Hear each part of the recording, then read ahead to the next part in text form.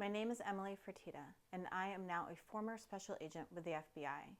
Retaliatory actions taken against my family under the previous administration left me no other option but to resign from a job I love after 19 years of federal service, 7 of those years with the Bureau. Today, I share a disturbing account of a portion of my experience with the FBI. To be clear, the FBI is an extraordinary organization with many dedicated Americans, but also has a darker side, a culture of coercion and fear used to silence dissent. I'm telling my story in hopes that no other FBI employee or their family will ever endure what my family has experienced. Since 2021, my family faced retaliation because my husband reported violations of policy and law by senior FBI officials. Speaking up at the FBI is rare because the consequences are severe. Agents fear losing their paycheck, their financial security for their family, their retirement, and isolation from their peers. And after what happened to us, we now know the FBI doesn't just go after the whistleblower, they go after their family. The FBI's primary tool of retaliation is the FBI Security Division's clearance adjudication process. This division decides whether an FBI agent can maintain their top secret clearance. If it's suspended or revoked, the agent is suspended without pay and can't seek another job. This method silences dissent, and because it's a national security issue, no court can intervene. The FBI launched this tactic against my husband immediately after his filing of his whistleblower complaint with the Department of Justice. This ongoing investigation is now in its 3rd year. After Security Division's attempts to intimidate my husband failed, they turned their focus to me, threatening my career to pressure him into dropping his lawsuit. They ordered me to a 3-day, 8-hour-a-day interrogation where I would be stripped of my constitutional rights to counsel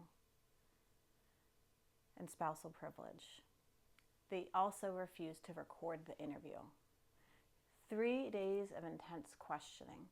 I had never even seen a criminal interrogated for more than a few hours.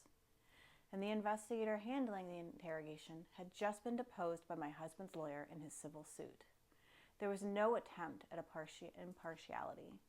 It was clear the investigation had a predetermined outcome. I reported this investigation to the DOJ Inspector General, knowing their May 2024 report highlighted how national security clearance process was used to target whistleblowers. Nearly 8 months later, in January 2025, I filed my own complaint, noting that my family's experiences matched the concerns raised in that memo. DOJ IG quickly referred me back to the FBI. I contacted the FBI's Office of Equal Opportunity, and they tried to dismiss my claim, saying I could only report retaliation if I was personally the victim of EEO discrimination. Based on the no fear training we were mandated to take each year, I knew that this was incorrect. This felt like weaponized incompetence at best. It was clear that I had no protection and no other options.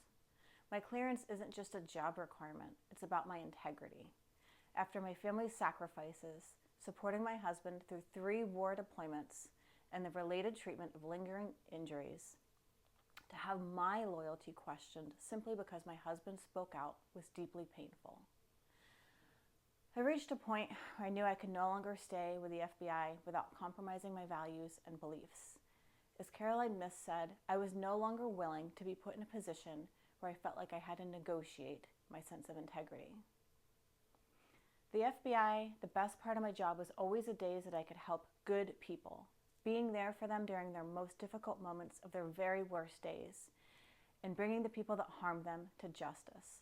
I love my job, and I miss it. I'm committed to making the Bureau better through transparency. It's clear that change is coming to the FBI, and by speaking out now, I hope to help others. Most importantly, I hope to prevent other FBI families from going through what mine has endured, families who have sacrificed so much in service to this country. Thank you.